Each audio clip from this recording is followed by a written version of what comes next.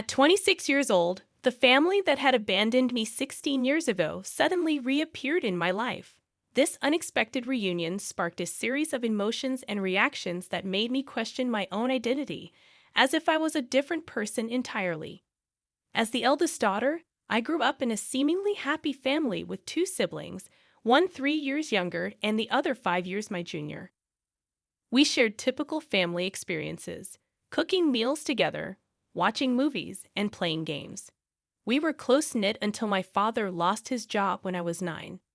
Blamed for things he hadn't done, he was unfairly dismissed, leaving my mother, who was working in a school, struggling to provide for us all. They decided it would be best if I lived with my grandparents until they were back on their feet. Initially, the idea seemed reasonable, and I embraced the change. That summer, I stayed at my grandparents' farm, caring for animals and enjoying the countryside. Little did I know, this temporary separation would turn into a lifelong ordeal. When school was set to resume, my parents assured me they were working on arranging a new home. I stayed a few extra days with my grandparents, waiting for their call. However, the promised days turned into weeks, and weeks into months. Every attempt to contact my parents was met with unanswered calls and empty promises. I grew frustrated and desperate for answers. I asked my grandparents if they knew anything, but they were as clueless as I was. Seeking help, I filed a missing persons report, but my grandparents dismissed it as mere drama, grounding me for my efforts. Feeling abandoned and betrayed, I pleaded with my grandparents to provide me with an education. They enrolled me in a local public school, but adjusting to the new environment took time. Despite the challenges, I focused on my studies, determined to escape my grandparents' farm and find my parents. The lack of concern from those around me intensified my resolve.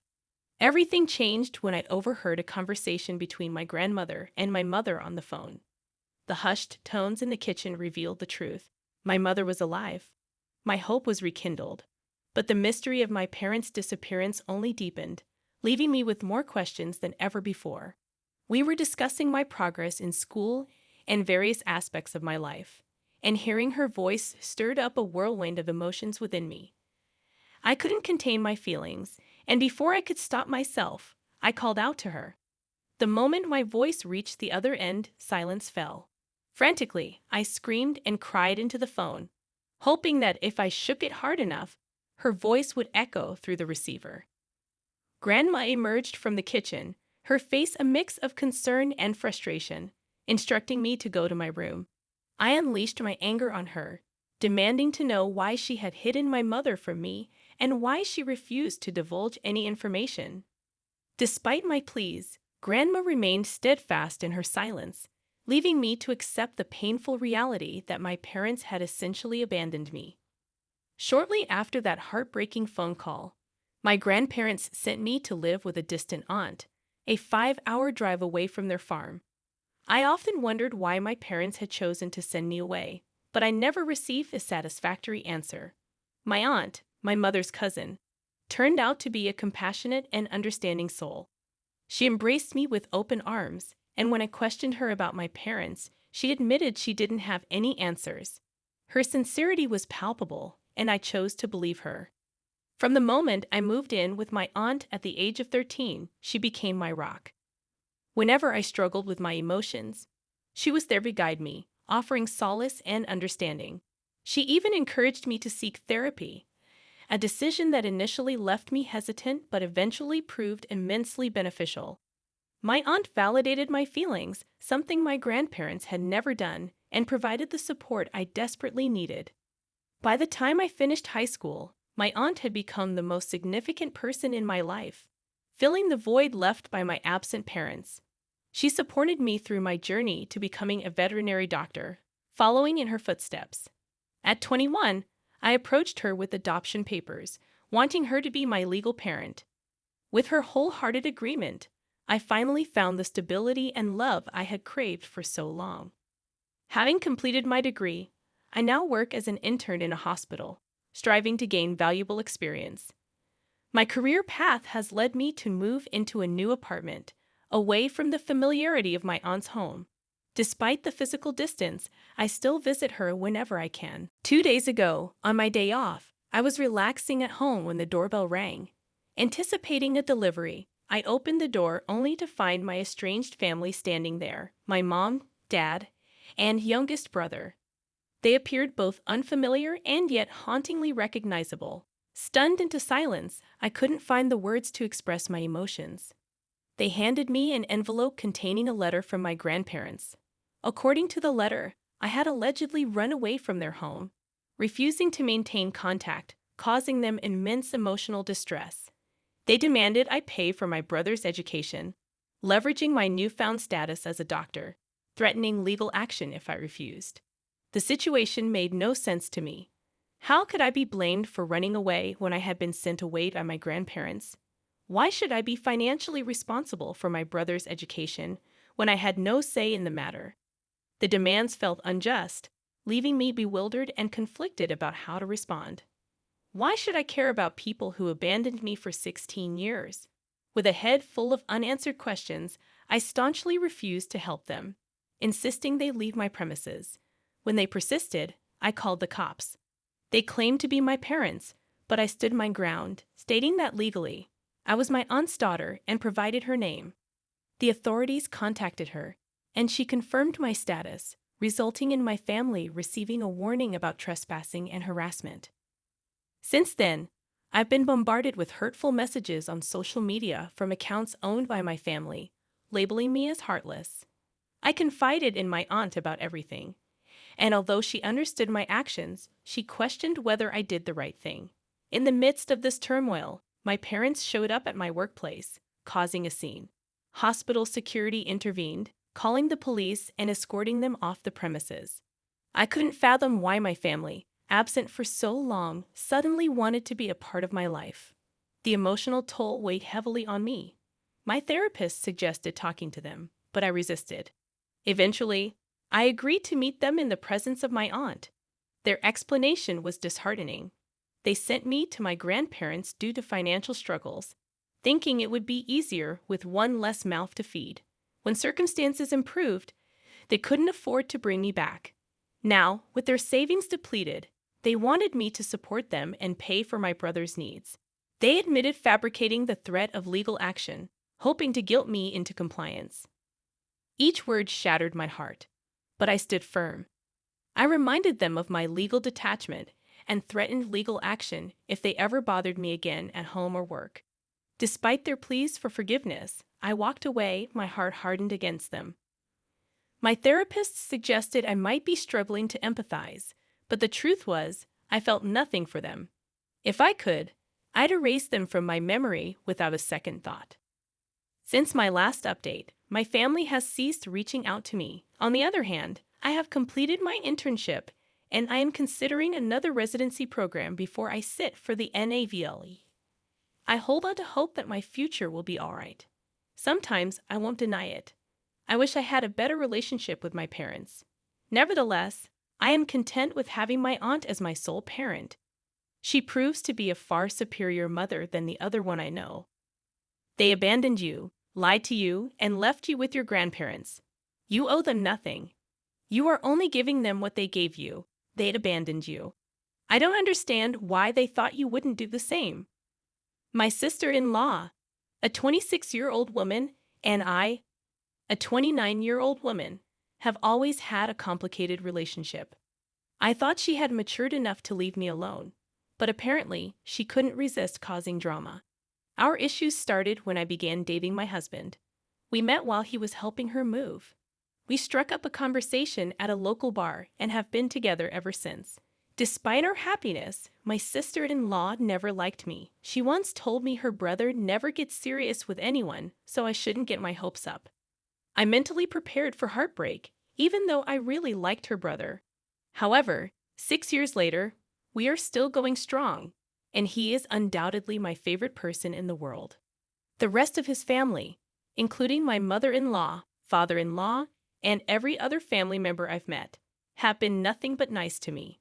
So it baffles me why my sister-in-law seems to hate me so much. 2 years ago, during our wedding, she created a huge fuss. I didn't want her as my bridesmaid due to her consistent cold and condescending behavior towards me. However, she threw a tantrum and tried to emotionally manipulate my husband against me. To avoid more drama, I made her a bridesmaid. Yet she showed up in a white floral dress, angering everyone. My in-laws forced her to change, threatening to exclude her from family events if she didn't comply. She apologized afterward, and I thought she had moved past her immature behavior. Clearly, I was wrong. Things took a turn when I found out I was pregnant with my first child. I was thrilled and couldn't wait to share the news. While everyone else was excited, my sister-in-law's behavior was different. She didn't seem happy for us and consistently managed to make the moment about herself. During a family event, we announced our pregnancy, and she quickly diverted the conversation to her own experiences as a single mother, emphasizing how difficult it was for her to go through pregnancy alone and suggesting that I was lucky. As my due date approached, my sister-in-law offered to host a baby shower for me. Initially, I was grateful and excited about the celebration with my family and friends. However, my excitement turned to suspicion when she insisted on hosting the event at a venue 12,000 miles away from where we lived. She claimed it was a surprise, set up at a luxurious venue owned by her friend, and we wouldn't have to pay for anything. Despite her explanation, I couldn't shake the feeling that something was amiss. When I shared my concerns with my husband, he assured me that his sister was simply trying to do something special for us and that I might be overthinking it. He even rescheduled vital meetings so we could attend the supposed baby shower. We flew there with my parents, as my in-laws couldn't attend due to being out of the country. Upon arriving at the location, a lavish resort, I immediately sensed something was wrong. The decorations were pink and blue, but there were unfamiliar faces present. To my shock, there was another pregnant couple, and the woman was wearing the same white dress given to me by my sister-in-law. It became apparent that my sister-in-law had tricked us into attending her friend's baby shower, making me feel humiliated and overshadowed. Feeling utterly embarrassed and upset, I left the party in tears once I understood the situation. My husband confronted his sister, leading to her making excuses and attempting to deflect blame. He informed his parents, who were equally shocked and angry. In response to her behavior, they decided to cut her off financially. They had been supporting her financially for years, but after her actions, they withdrew their financial aid and decided she should fend for herself. They even warned her not to show up until she learned to act responsibly. Although my sister-in-law blames me for her misfortune, I maintain that I didn't ask my in-laws to take any action. This was entirely her own doing. While she tries to manipulate me, portraying herself as a single mom, I can't help but believe she deserves the consequences of her actions. Despite her attempts to guilt-trip me, I stand firm in my belief that she brought this upon herself. My sister-in-law is by no means destitute. She won't be left penniless with her son due to this situation. She just needs to adjust her lifestyle and figure out how to manage her boutique independently. Moreover, if my in-laws genuinely believe their grandchild was in jeopardy, they would step in. I'm confident they won't hold a grudge for long. Although they might not fund her boutique, they'll likely assist her with general expenses once she acknowledges her error and apologizes to me, rather than attacking me for her perceived misfortunes. My husband firmly stands by my side, assuring me that I never have to forgive my sister-in-law or engage with her again. He apologized for not intervening earlier and taking stronger measures to keep her away from me. My kind mother-in-law is planning a genuine baby shower for me, promising a delightful celebration where I can focus on the joy of our upcoming child, forgetting about my sister-in-law's antics. However, my sister-in-law crashed my baby shower despite being uninvited. On the day of the event, everything seemed perfect.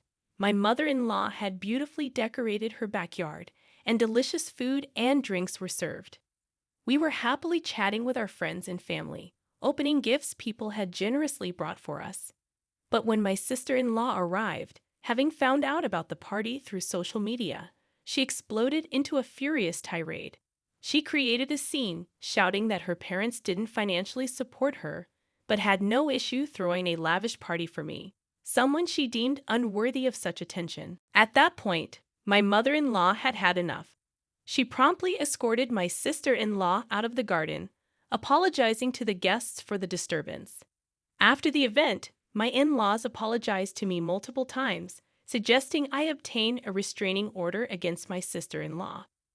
While I hesitate to take such drastic measures, we have decided to keep all news about the baby off social media to prevent her from stalking us. The whole situation is insane, and it baffles me how jealous and immature my sister-in-law can be. She managed to ruin not just one but two baby showers with her antics. I must add that my in-laws initially weren't supportive during her pregnancy because she was having a child out of wedlock, which clashed with their traditional beliefs. They did come around after the baby was born, but it appears my sister-in-law still harbors resentment. I haven't heard from her since the baby shower, and my in-laws have expressed their intention to cut her off permanently due to her embarrassing behavior in front of so many people. Frankly, I've reached a point where I don't care anymore. I just want this ordeal to be over so I can focus on myself and my baby. It's astonishing how entitled and childish she can be, sabotaging such a beautiful event. She disrespected not only me but also her friend, showcasing her true colors as a deeply flawed and immature individual. I don't intend to waste another thought on her.